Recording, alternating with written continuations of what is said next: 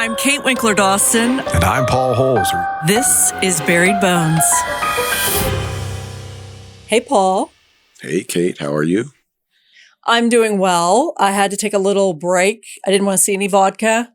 I didn't want to look at snow because this has been a heck of a case for us so far. Do you remember everything we talked about last week? Every detail, including the correct Russian names? Well, I remember that you've got an expeditionary.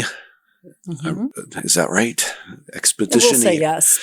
Yeah. You basically have a team of Russian students that are going out into the middle of nowhere up in Siberia in the mountains at high altitude. It appears they establish a base camp, and something happens where now they're being forced away from this tent. And we got to the point to where 4 of the 9 from this team were found, and they were found dead.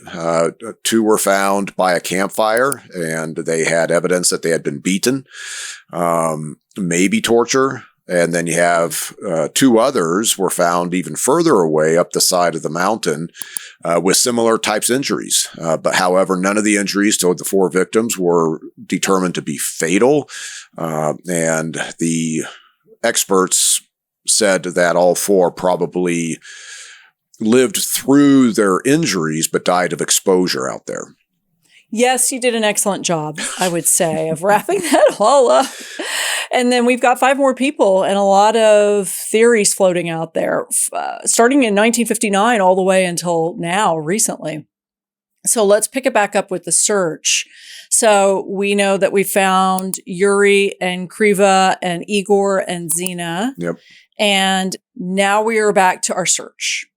So this is now March 2nd. We found their bodies, the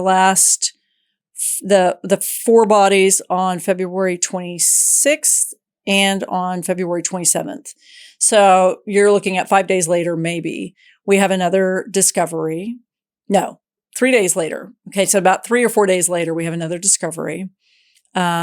There is another UPI group, which is the university where a lot of them went, and a Mansi shaman, who is, the Mansi group was an indigenous group that lived in the area also.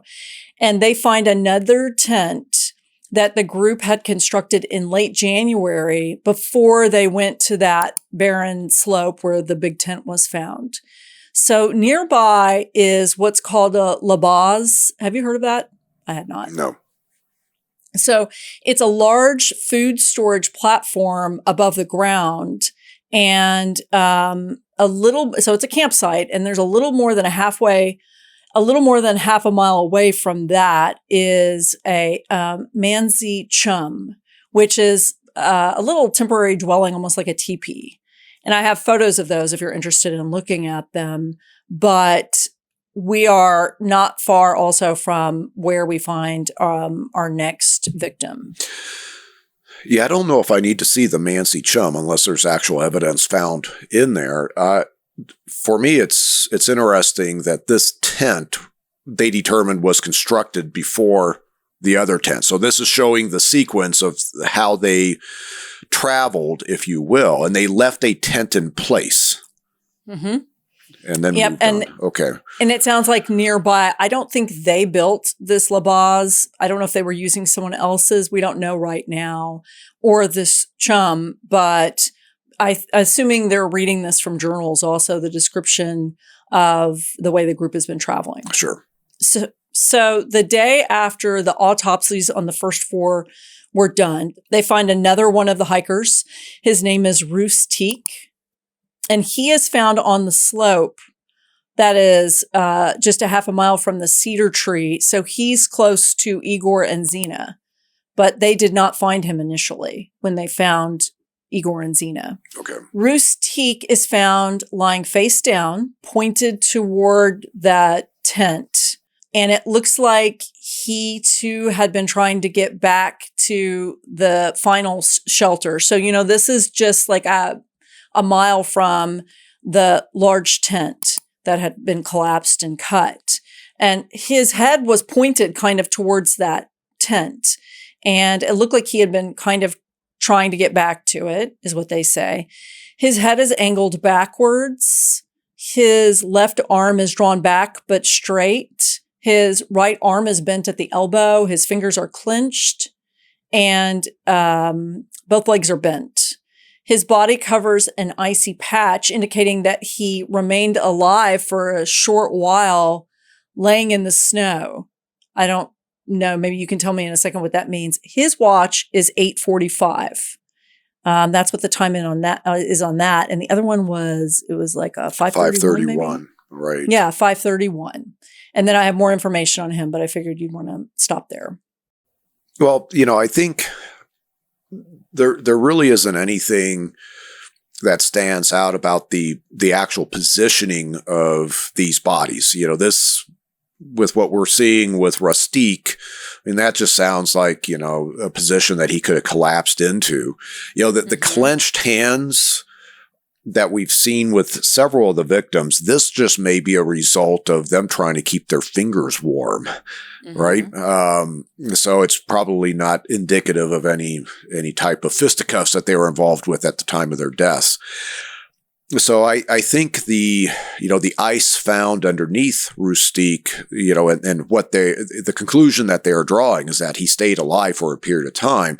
Well, he's falling, his body's still warm, it's melting the snow where he's laying, and then of course he dies, and then his body goes cold, and then that melted snow just turns to ice. That's how I'm interpreting that.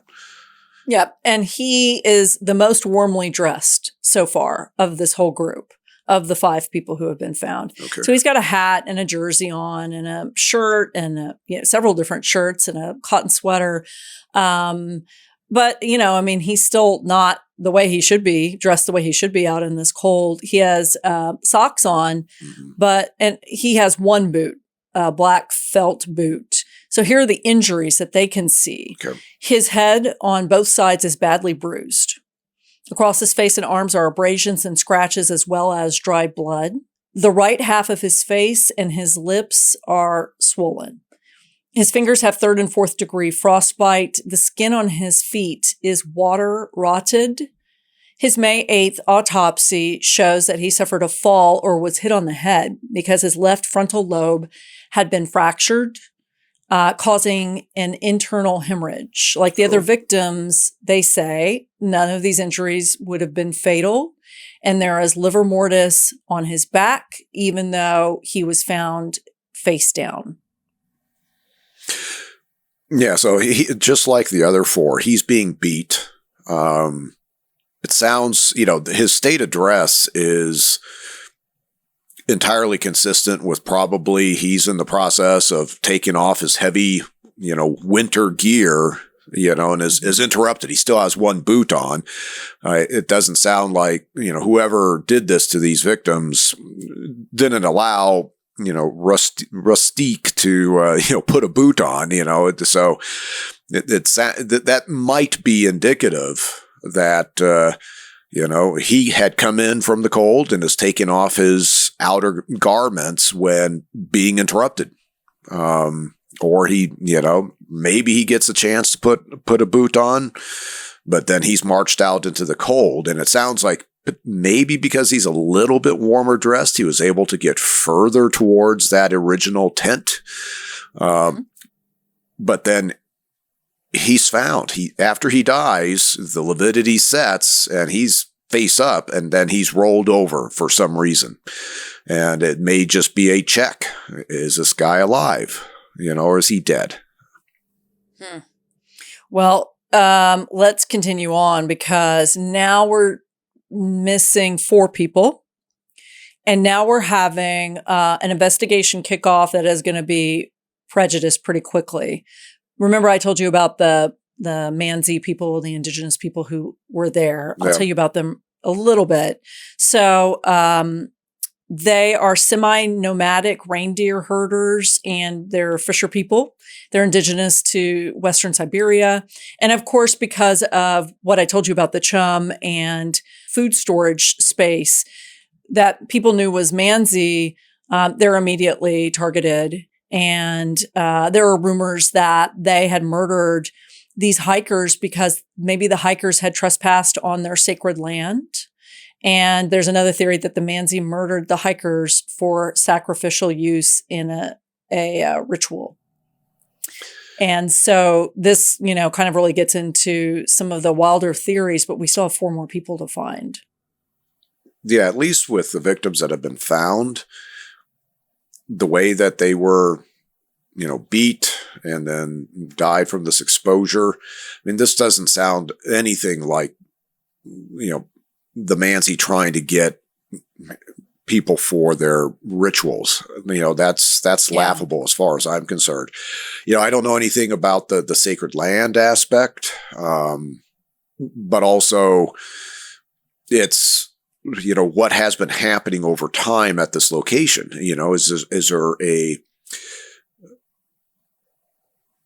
Is there anything that predates this particular crime in which they can point at and say, well, this is something that we know the Mansi do, and I think from just a pure investigative standpoint, you have to consider the Mansi because, it's really a limited suspect pool out here in the middle of nowhere in Siberia, but right now I'm not feeling the Mansi, unless, we find these other 4 bodies and there's something about what's happening to these other 4 bodies that go, oh, okay, let's reconsider what happened. And, there's some sort of just practical aspects to crossing the Mansis off the list. One of which is, they don't have any sacred places or stones at this location. And I think what the Russians and the locals also think is that they've always been very kind people. They've never been known to be violent, and they have been helping with the search. Yeah. They helped guide these people in to begin with to this area. And so, you have these people who are heavily involved in trying to find the missing hikers. So it's prejudice at that point, I think. Yeah, potentially. I mean, with any population, you can have, somebody that is exceptionally, has what will you say, exceptional criminality. Yeah. No matter how peaceful a particular population is. So I think that's something that would have to be considered. Hold on to your hat, Paul. The next theory is mysterious lights. So multiple people, including the Mansis, say that there were inexplicable flashes of light in the area around the time the hikers disappeared. So throughout February and March, there are multiple reports from the Russians and from the indigenous people of large rings or balls of fire. And you have to pay attention to this because this could lead to something actually significant. They're enveloped in a white fog some of the time. They're moving and changing in diameter and intensity. And one report described before hiding behind the horizon from the center of the ring appeared a star, which gradually increased to the size of the moon. It was wider at the front and narrower at the back with a tail. And there were sparks flying off of it, which I thought was a comet. But I think people knew what comets were in 1959, so it must not have been a comet. But this will play into more plausible theories later on. Well, it's interesting from, today they're referred to as UAPs, unidentified aerial phenomena, and there's been a lot of released military footage of craft that can't be explained, and some of these UAPs have these mysterious light aspects to them, and of course it's like, well, is this something that is secret technology that the United States or out there in Siberia the Soviets were playing with, and could that be a reason why these students end up going out to where the Soviets are conducting some sort of secret, testing? I wouldn't dismiss that. I mean, the description of this light is, kind of fantastic. It's, but I don't know. I kind of, we still just, I think I just have to keep things grounded in the foundation that, well, we have at this point 5 victims that have been beat. They've been forced out of their tent. They die of exposure in addition to the criminal violence. They're not being vaporized by some spacecraft. So, I'll be curious to see how this story unfolds. But this light in the sky could be falling underneath the reason why these journals are classified. I wouldn't, I've seen enough in the UAP side that it's like, oh, there might be some credibility there that I used to just dismiss. Okay. So this is what I'm going to do. I'm going to tell you, about our next scene. And then I'm going to show you a map that shows all of the scenes together, because I'm trying to get a better sense of the distance between, these spots. They don't seem more than 1 mile to 2 miles away from each other. And, these are folks that are used to hiking very, very long ways. So let's see. Let me tell you what I got here. We are in a holding pattern for basically all of March and all of April, because the snow is so thick that nobody can find anything. So they haven't given up. It's just that they've had to suspend the searches for a while. In May, the snow starts to melt. And on May 5th, there is a Mansi shaman and his dog. They see cut branches along the tree line, which form a trail. So they follow it about 165 feet beyond the tree line. I'm breaking this up into kind of, that main scene, right? In the 4 people found, and then Rustique, who was found close by also. This seems to be pretty close by also to that previous scene. So, they follow it 165 feet beyond the tree line, and they find clothing. They find a pair of black cotton pants, and it's missing the right leg and then the left half of a woman's sweater. And we now have the search team back out from this school, and about 10 feet below the snow, they find the bed of a den, like a hiker's den. And it's covered with fur and birch branches and scrapes of tattered clothing. And the right leg of a black cotton sweatpants and some sweater parts and some trousers. And then 50 feet from this den is a spoon. And then there's also a knife sheath. And then they find 4 more bodies. But this is 10 feet of snow. So the 4 bodies are found on the surface. The bodies are found 8 feet below the snow and 65 feet from where they found this den, where they were pretty certain these 4 people were staying. The only way they find the bodies is they use an avalanche probe, which we've seen in variations in some of these cases. Yeah. And they are punching around and they hit flesh. And they find the other 4. So they find Kolya, and then the second woman, Luda, Sasha, and another Sasha. So I think I'm saying Sasha K and Sasha Z, both men. And they are found laying face down in a rocky stream bed of the Lozva River. And then I can tell you about their body positioning and all that other stuff.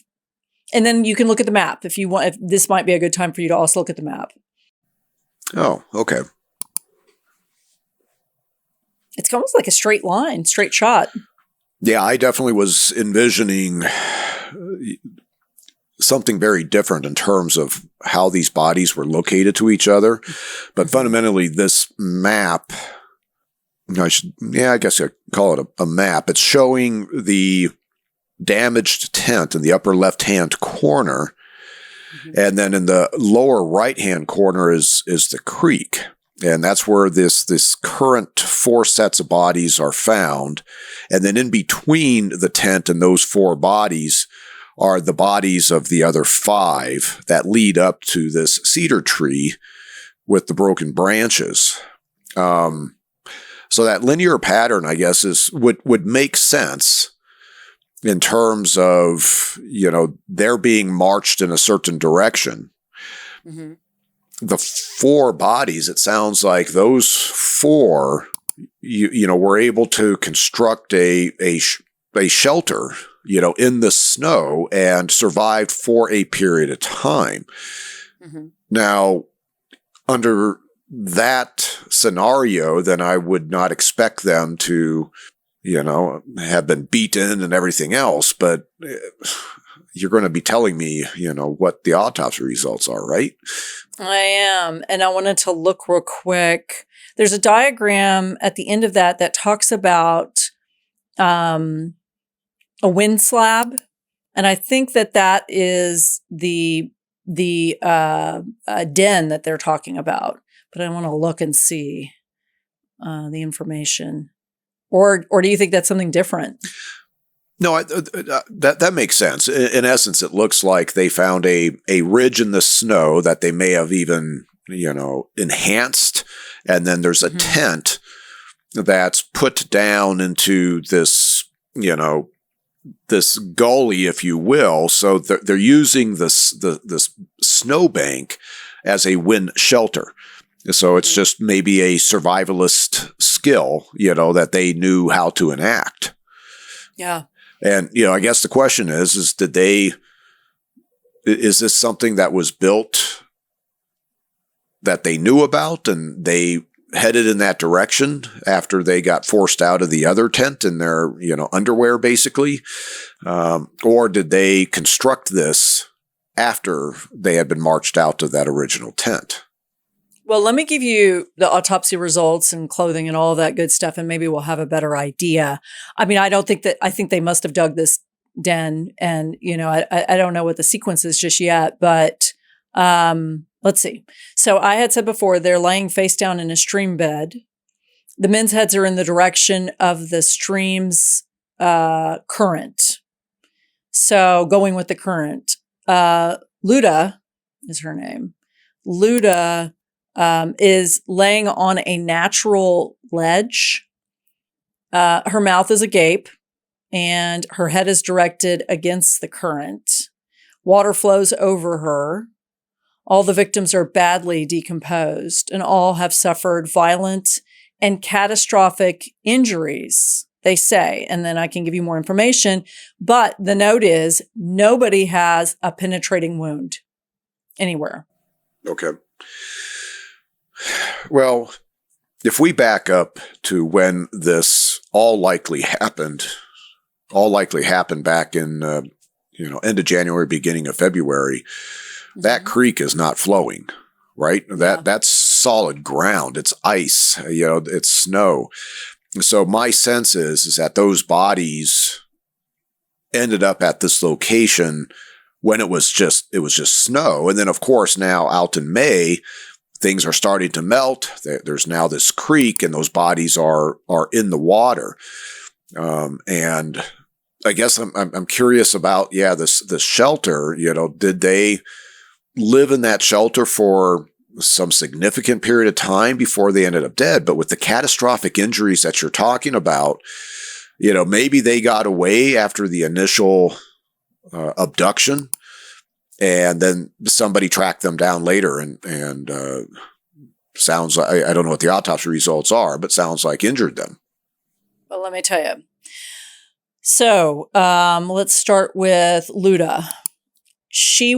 Let's talk first about what she was wearing. She has a knitted kind of under helmet cap, cotton bra.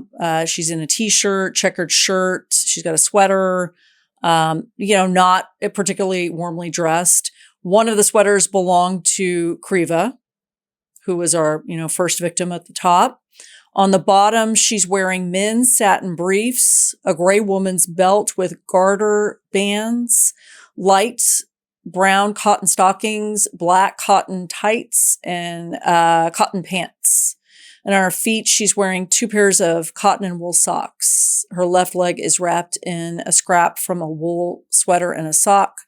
Her tights and pants are both torn, and in some places, her pants are burned. And I was just thinking about the tent. We haven't found pieces of the tent yet. If they cut it themselves to wrap something in, Right. I have not read about the tent, so I don't know what happened to those pieces. Luda also, her face is a yellow-brown, extremely disfigured, soft tissues missing, as would be expected. Her left cheekbone and other facial skull bones are exposed.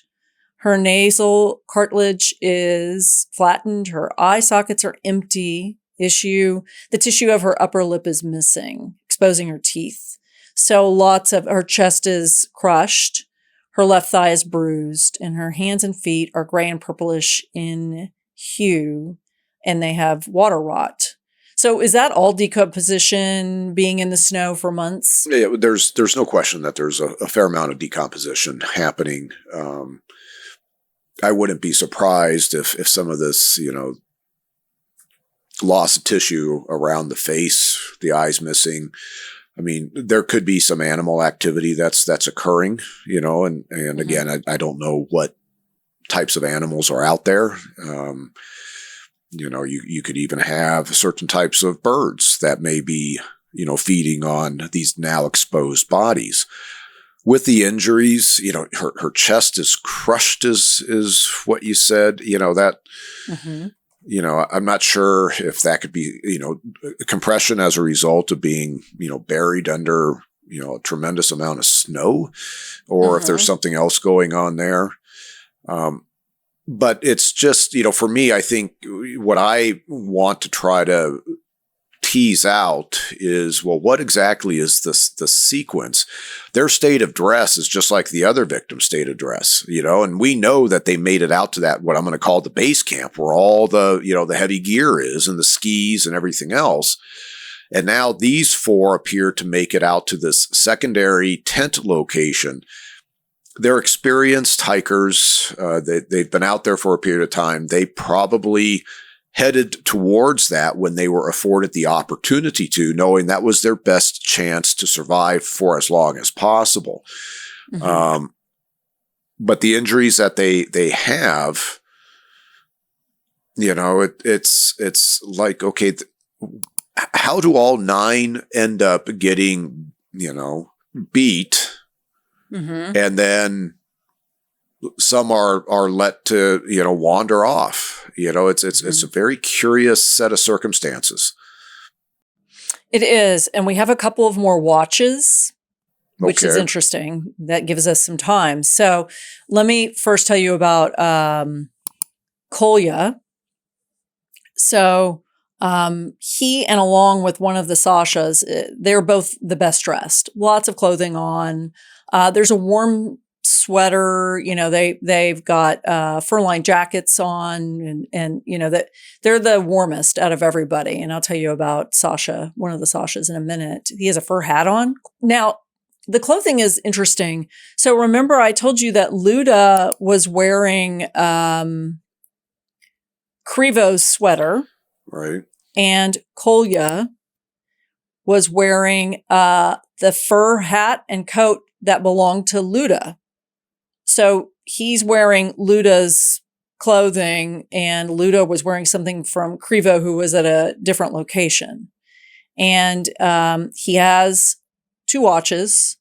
One was Krivo's, and it reads 8:14, and the other one that's his is 8:39. And remember that Igor's was 5:31. So you might have to go back to your little, diagram that shows where all the bodies are, because it doesn't show AM or PM, but is that sequencing? It must be, right? Well, I guess I'm really confused at any type of emphasis being put on the time reflected on these watches. Of course, you think about a watch, there's select circumstances where the watch might reflect a significant event that damaged the watch. And so you know what time that occurred. See, I know nothing about what kinds of watches these are. So right now I'm thinking these are your standard, wind up watches, and so these times to me are only indicating when the watch is no longer running. It doesn't tell me anything about what happened to the victims unless there's something else going on with these watches. No, you're right. But I would say that, adventurers, explorers who are wearing watches are not going to forget to wind up their watches. So I guess it's significant in that, I don't know. You're right. It's when it runs out. These don't look battery powered to me. These are the wind up ones. Yeah. I mean, I think that's maybe a good point is that they would be pretty diligent about keeping the watches wound up, but each watch has probably got its own lifespan in terms of how long it's going to, run before you have to wind it up again. So yeah, I don't think I can put any weight on what these watches are saying. I just know that, like what you've said, is that the earlier victim, Igor's watch, was at 5:31, and then these later watches found are all like 8:39, 8:14, 8:45, right? Yeah, they're all clumped together. That's interesting. Why are those three watches clumped that way? But I think I'd have to evaluate what kind of damage is being inflicted to these watches that could cause them to stop to indicate that, a significant event happened to them at that particular moment.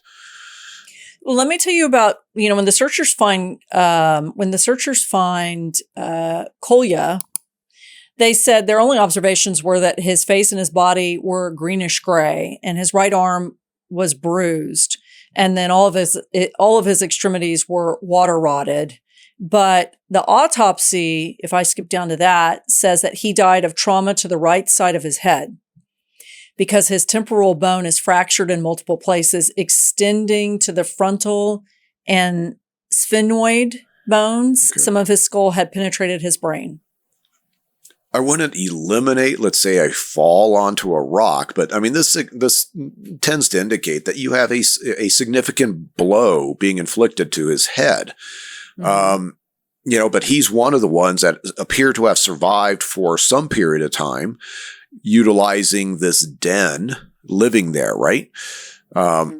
So there seems to be, if I'm looking at this, I'm playing around. Is there a chance that there's a different sequence of events than how you've told how this kind of transpired?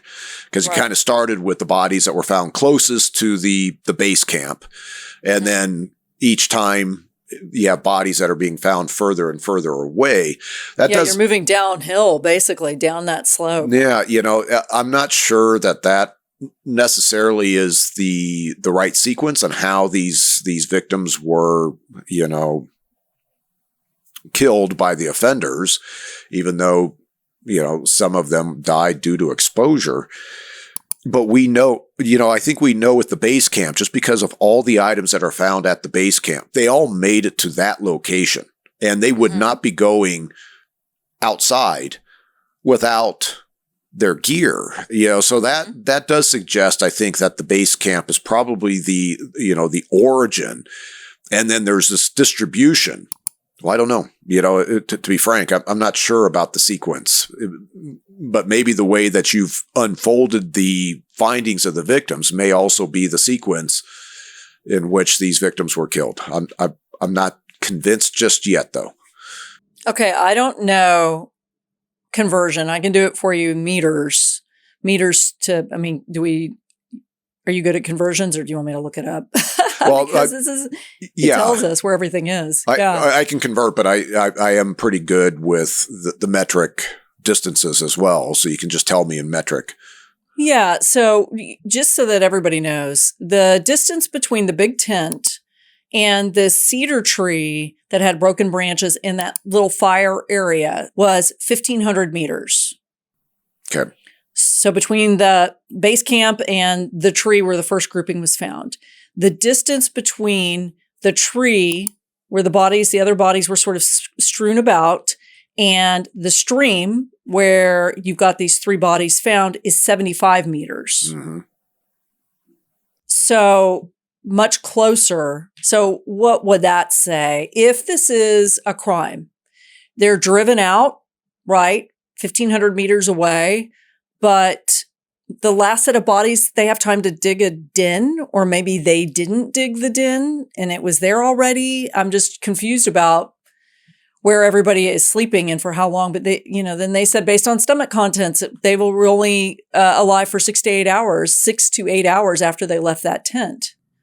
Yeah, I think, the distance, we know based off of the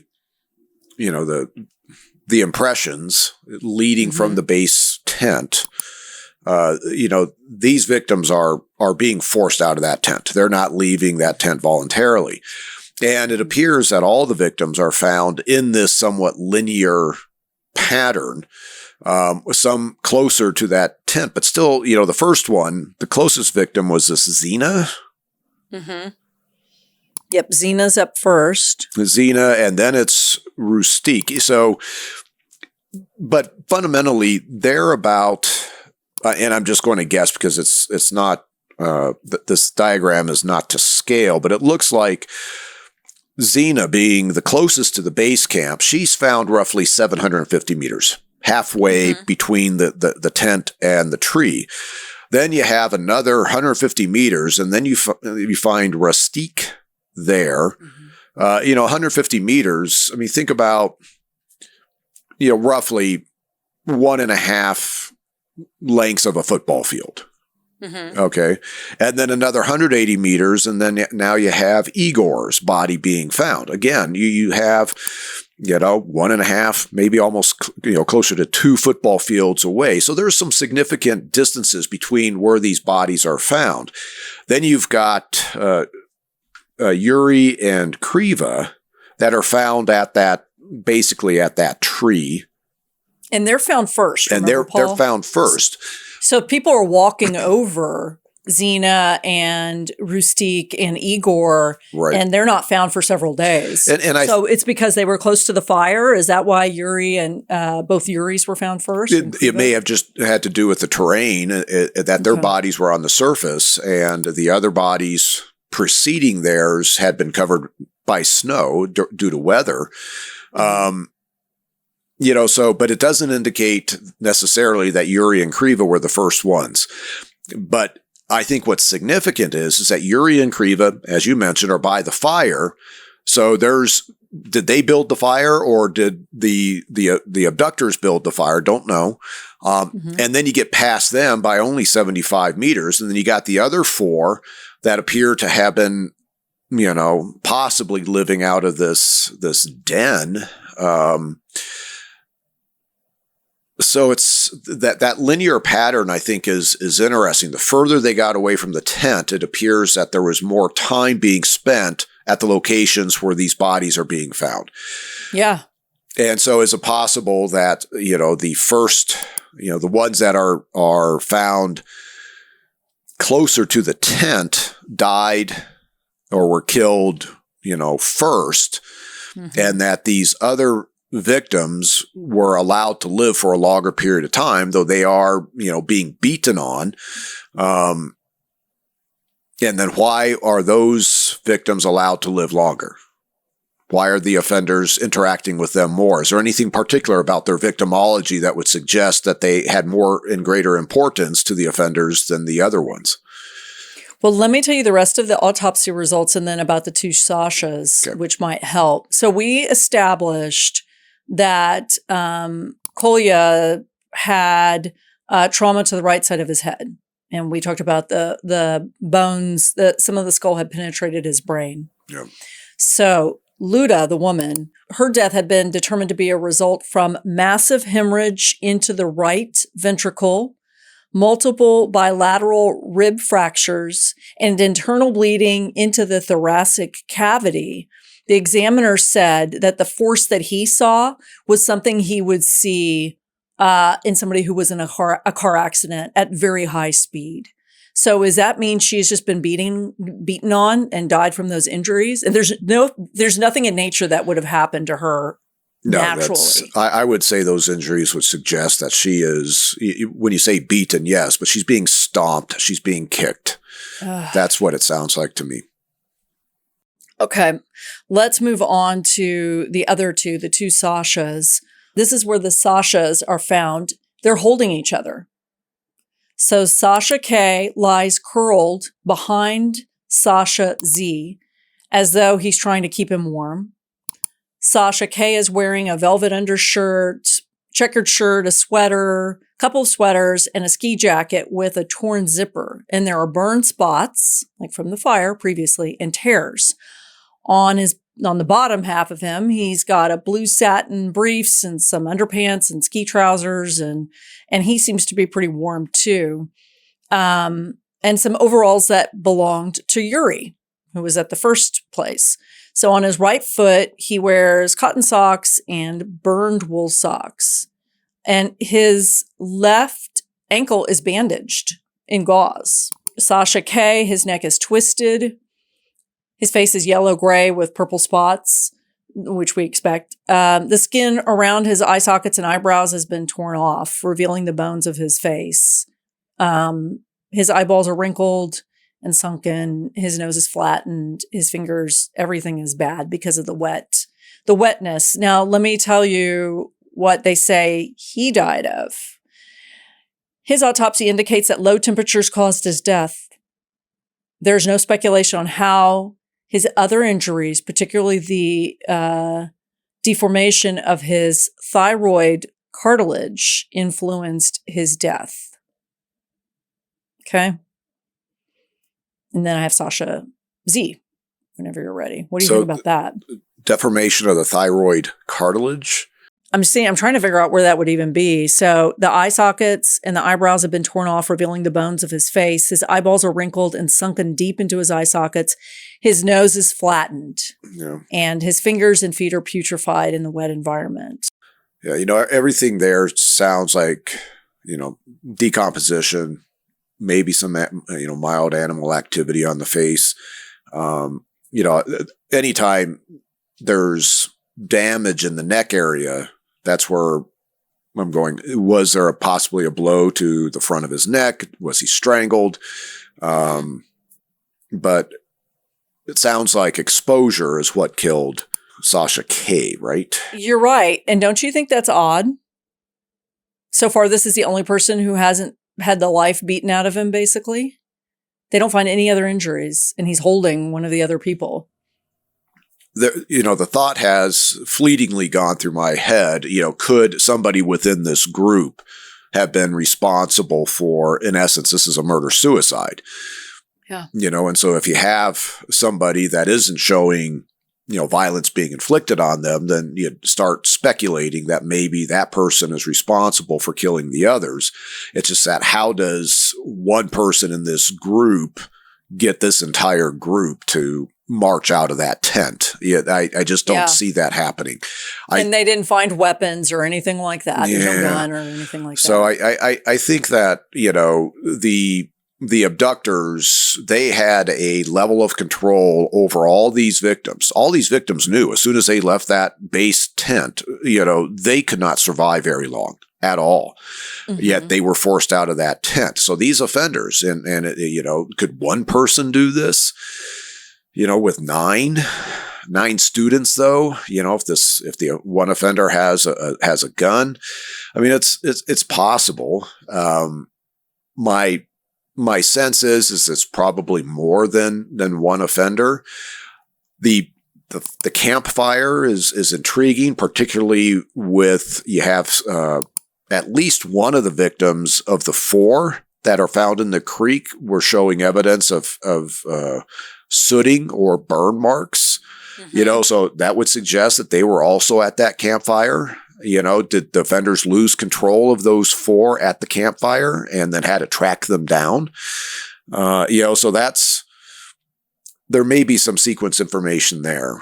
But yeah, this is the most baffling case I think we've had ever. It is a, and I think it's because of the environment that they're in is part of the complexity. And with, I even thought, is it possible the reason the abductors, the offenders, are marching the students towards that cedar tree, towards that campfire, is knowing that there was that den out there? Did the offenders actually build that themselves? Is that where they originated out of? and then the 4 just happened to, play hide and seek with the offenders there for a period of time. Who knows? The person being held in this embrace, the other Sasha, because that's the final person. So we have all 9 people accounted for at this point. Let me tell you his injuries. So Sasha K, as we know, didn't have any injuries. Sasha Z is wearing a lot of clothing.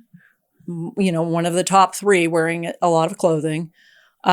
He has a compass on his wrist and, various he has quilted boots and several different layers. So his face is greenish gray. I think you're going to say decomp on all of this. There's an open wound on the right side of his skull. Maybe not, exposing a 2.5 by 3 inch area of the bone. His eyebrows are missing and his eyes are absent from the sockets. His nose is flattened at the base. His chest is crushed and his limbs have putrefied in the water. Now, the autopsy on Sasha Z is his right ribs and scapula are fractured in multiple places. And like Lyuda, Sasha died from internal hemorrhaging. So Sasha's been hurt too. There's only one person out of this whole group who hasn't been injured. Yeah. I mean, when you start talking about fractured scapula, this is significant, blows like with Luda, that was the other one with the internal hemorrhaging and the bilateral crushed rib cage. It seems like Sasha Z is receiving the same treatment, kicks, stomping, maybe even, more damaging types of blows are being inflicted by some sort of weapon that's not leaving, distinctive patterns. So yeah, it's considering that the one person that doesn't have any significant injury, Sasha K, is sitting there holding on to Sasha Z. Now I'm going, well, is it possible Sasha K could have done all of this? I don't see how Sasha K could get this entire team to voluntarily walk out of that base camp. That just doesn't make sense to me because everybody knows, no way are we going to survive. Yeah, it gets a little more complicated too. So let me tell you about some of the tests they ran. They did toxicology. They ran all kinds of tests, including radiation. So the forensic analysis of this group of 9 indicates that some of the clothing contained traces of radiation. The brown sweater worn by Luda, the one that belonged to Kriya, and there's a belt from another sweater and the bottom of the part of the trousers worn by Sasha K, all have traces of radiation. Now, here's the thing. Because Lyuda and Sasha K's bodies had been found in running water once all the snow melted, months after they died, researchers are saying, what the forensic scientists are saying is that the radiation level when the radiation was exposed to these people must have been incredibly high because running water would have wiped away radioactive contamination from clothing. It doesn't totally eliminate it. But they said from it still being on their clothing, the radiation had to have been high when they were exposed to it. Yeah, so this is bizarre. It's bizarre, I know. First, I've never had a case in which the pathologist was going, well, we better check for radioactive material, right? But you're not an investigator in the Soviet Union. Right. But where radiation's everywhere. There's a reason why this, why the authorities needed to run this test. They were aware that there was that possibility. Mm-hmm. Now, they're not indicating what type of radioactive material they found, are they? Mm-mm. Are we talking uranium? Are we talking plutonium? Things that you go, oh, that's significant. There's many other elements that possess, radioactive isotopes, and it could be something that is commonly found in the environment out there. Mm-hmm. So that would have to be eliminated. And I would imagine they had a sense of, well, what is the radioactive material that these bodies are found? And it's got to be something that's foreign to that environment if they're looking to see if that's present. And so I think from my perspective is I'd want to know more about what this radioactive material is, and, what kind of sources exist for that type of radioactive material. And is it something that the Soviets were experimenting with, using, at the time? Is this an area where the Soviets were doing atomic bomb tests, and there's, just foreign radioactive material all over the place. So I think that deepens my suspicion that, there's the offenders in this case probably had some affiliation with whatever the Soviets were doing at this location. Well, you're about to get a lot more information about that. It's really interesting when it all comes out, and I'm not sure we're ever going to get a satisfactory answer, but here's where it comes from. Okay. There are 75 different theories about how they perished. The theories range from avalanches and high winds to the military, to the Mansi, the indigenous people attacking them, the paranormal explanations like alien abductions, there's Yeti attack, of course, thrown in there. Had the Mansi killed the group because they were on sacred land? Had they gone mad after eating hallucinogenic mushrooms, these hikers? And,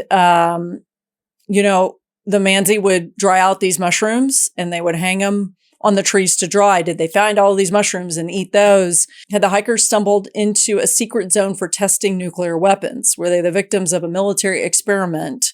Had they been incapacitated by poisonous rocket fuel and then staged to look as though they had died of hypothermia? Is it the KGB? I mean, they even blame the CIA, so they were all over the place.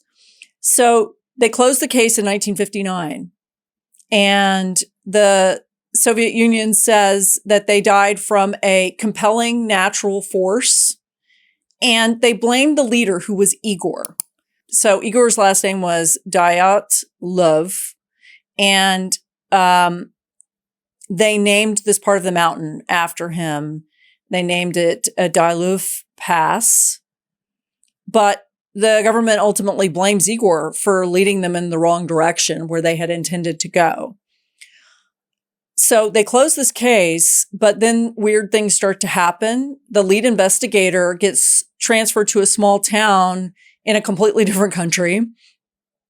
There's an inspector, another person who's fired when they shouldn't have been. The area becomes off limits to the Mansi hunters and skiers and hikers for years after that. All the files and the photographs and the journals, everything is classified. They made it classified. And they closed when they closed this case, it was, of course, very suspicious. But now there are more theories because they did open up the files in 2009. Okay. So there are investigators even into the 90s who think it was just aliens because of, there were burn marks on the trees also, which I just thought, I guess, was going to be from the fire, but there were odd burn marks around. There was a hiker who didn't go. Remember, I told you he got sick? And the hiker's diaries all entered the public domain. So Yuri Yudin, who was one of the hikers who had to bail out, he published his memoirs, and he thinks that the party was killed as the result of military testing. He said it's obviously a Soviet cover-up, and to support the theory, he says that, and this was something that was covered up also, that the Mansi hunters in 1959 and then in 2008 found some strange metallic fragments at the scene. They were, there was also a 3-foot long piece of metal that was not part of the hiker's equipment. They were the components of a Soviet ballistic missile. And so Yuri, his feeling is that they were hurt or killed by this missile. and they were forced to flee at gunpoint or because their injuries were so extreme, potentially. Maybe the military came down to see what happened and they either froze to death or were murdered by military operatives. And that is the theory of the families. That's what they think happened. Better than aliens for sure, but that's what they think happened. Well, I think, and I have more information too. Yeah, I think I lean in that direction. Is that there was something going on at that location that these students ended up being in the middle of, and they weren't supposed to be there. Maybe they witnessed something that they shouldn't have seen, and now you have them being eliminated. The abductors marching them out of that tent knew as soon as they got out of that tent that they would not survive. So in some ways, maybe the original intent is just to have all of them die from exposure, just to kind of keep it as sanitary as possible and as unsuspicious as possible. But some of them put up a fight, and now they're having to inflict violence. And some of them are trying to run away. Maybe the offenders lost some control. Mm-hmm. This seems to make sense with me just from the,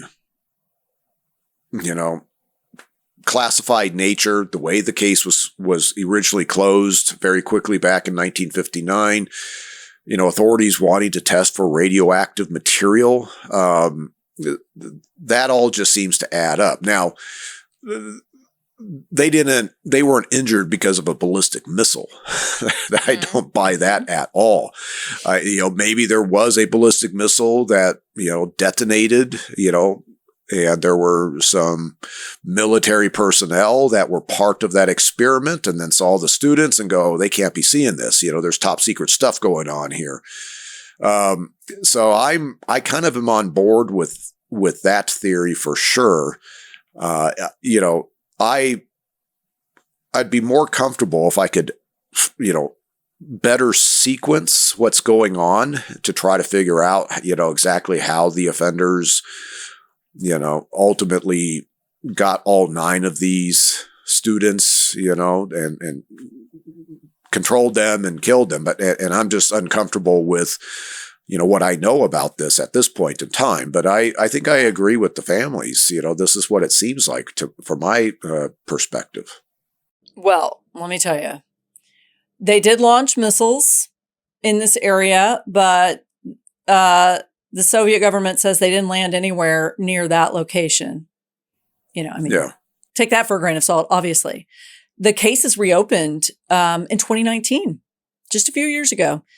Of course, it is the Russian government who's opening it, and because there's so much public interest. Okay. So the prosecutor has a theory, and that theory seemed outlandish to the families, and they don't believe it. It's about an avalanche, and I'll explain it to you. But before you talk about avalanches, I'll tell you that there were quite a few experts who ran simulations on the prosecutor's theory, and it was possible that it happened. But I got to tell you what the theory is. So you ready for that theory? Let's hear it. Okay. So the prosecutor says that all of this was caused by what's called a slab avalanche. And that is a type of snow avalanche that is a cohesive layer of, a slab of snow. And it breaks away from the underlying snowpack and slides down a slope as a single unit. And on your little package that I sent you, it talks about, you can see what they mean by the slab coming straight down, because they do seem like they're kind of in a straight down path, coming straight down, and essentially burying all of this, initially. We can talk about sequencing in a second, but let me tell you what the rest of what he says. So the families and a lot of other people call BS on this. They said the 30-degree slope of the mountain isn't steep enough for an avalanche to form. There's no evidence that the avalanche degree is anywhere at any of the sites where the bodies were found. And there were not any other indicators of an avalanche, like broken trees or swept snowfields. The skis and the tent poles were sticking up in the snow, and the Mansies had never even heard of an avalanche in the region. And the prosecutor refutes that. And these experts put together simulations But there's a big difference between could this have happened and did it happen? So they say technically, yes, it could have happened. Did it happen? There's no proof. And the Mansies who have no dog in the fight say, no, we've never even heard of an avalanche happening during that time period. Had you heard of that? A slab avalanche? I may have. Of course, I'm more familiar with the these avalanches where you have this huge snowpack that comes down the side of a mountain. Mm-hmm. I'm really just not buying that. I've gone back to the overall photo of where that base tent was found. Where you can see the tent, and you see, it looks like 9-10 pairs of skis sticking vertically up out of the snow, like by 5 feet. It's not like they're buried. They're literally on, they just like somebody has just stuck them down there. I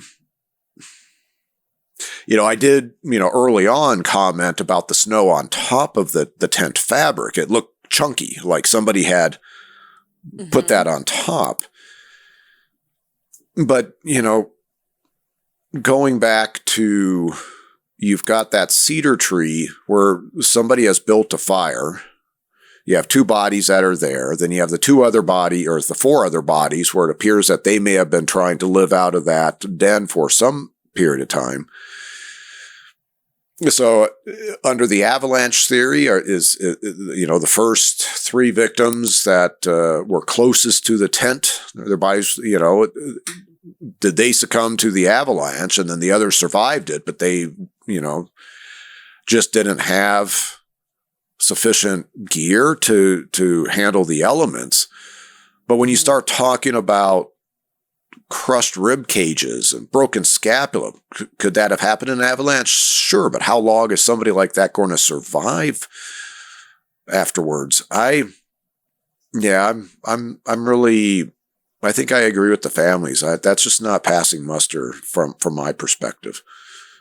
Well, let me tell you what the prosecutor, I've never heard about sequencing, what you and I have been talking about, but this is what he says he believes is the sequence of events. Okay. So it explains where everybody is. Okay. So what he said that is a slab of snow slid over the tent.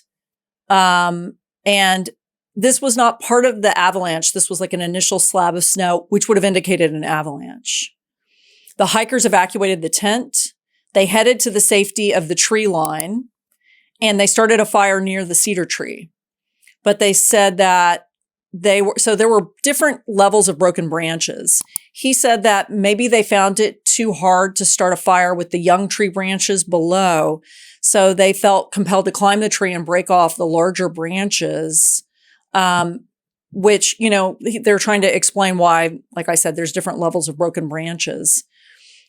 He does say that he thought the biting of the flesh from Kriva was Kriva basically going crazy, from frostbite and everything else.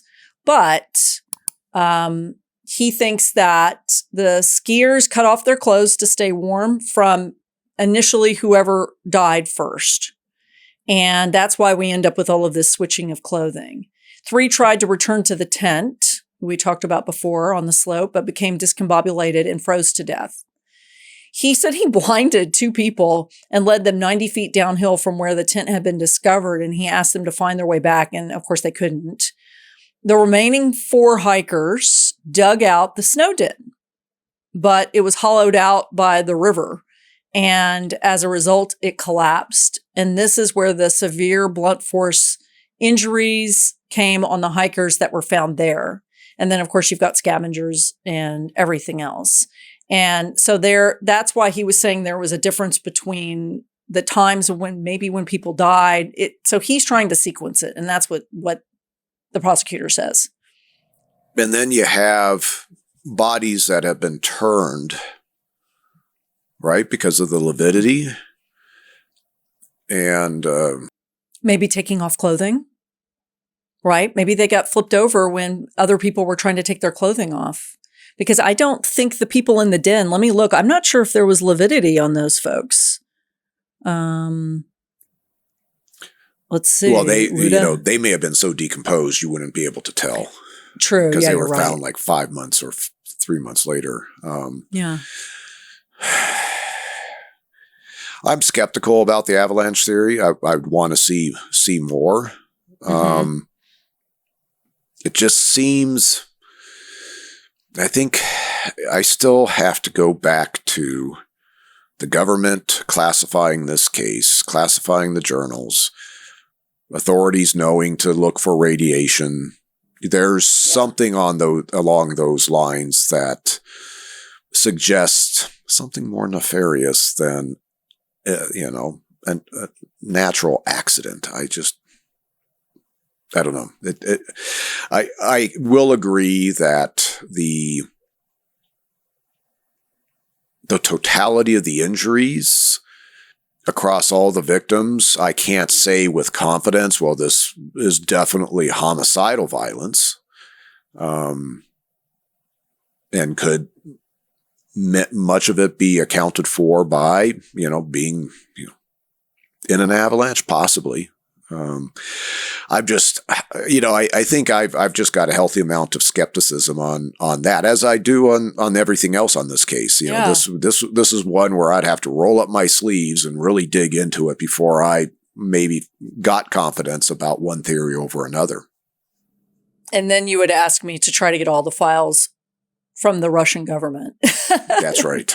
I guess they're in public domain, but yeah, it's a mystery that, there are websites built on the story, and I know Allison had, I think, double the amount of research. We just couldn't get through all of it. There were loads of other things, and so I had to stick with the things that I thought were the most important. But yeah, this case is a really big mystery. We've done some cases where we just kind of say, I don't know what happened. Remember the guy who was found dead between the two haystacks in England, and these sort of strange phenomena that could go either way. And I remember with that guy, how did he get out there to begin with? And it was a long way away from where he was going to school. And so, all of these, with some simple explanations to fill in the blank, we might both go, oh, okay, this is the thing that might make sense here. But with missing pieces of information, it makes it so much more difficult. So I know how frustrating it would be for forensic scientists and for investigators on anything like this. This is an obsession for a lot of people. Yeah. Yeah, no, I can understand. It is a big mystery. It's whether or not there's sufficient documentation to truly get to the bottom of it. Who knows? It's just, man, to say this is caused by an avalanche, maybe, but I'm not going to put any money on that bet. Okay. So, do you need vodka now? You don't like vodka, I'm pretty sure. I can drink vodka. Okay. Yeah. All right. No, for sure. Okay. So you could celebrate the end of this flippin' case. That's right. We're not going to talk about Russia. I know we're not going to talk about Russia next week. So that's it. So this is a really, I would like a more straightforward case next week. Because I don't like unsolved cases. I know you do, but this feels so unsolved to me. But I love throwing them in there. So I'm glad that you were able to flex your investigative muscles on this one, especially. I'm not sure how much flexing I did on this one. It's the definitely Russians did it. Yeah, it's definitely outside my wheelhouse. But maybe over this Colorado winter, I'll start paying closer to attention to evidence in snow and see if I can get greater insight the next time you bring me a Siberian homicide case. What if the avalanche is the real color? What if it's Mother Nature? No. She's a bitch. She's a real killer out there. So on that note, I will see you next week with a different case. Awesome. Looking forward to it, Kate.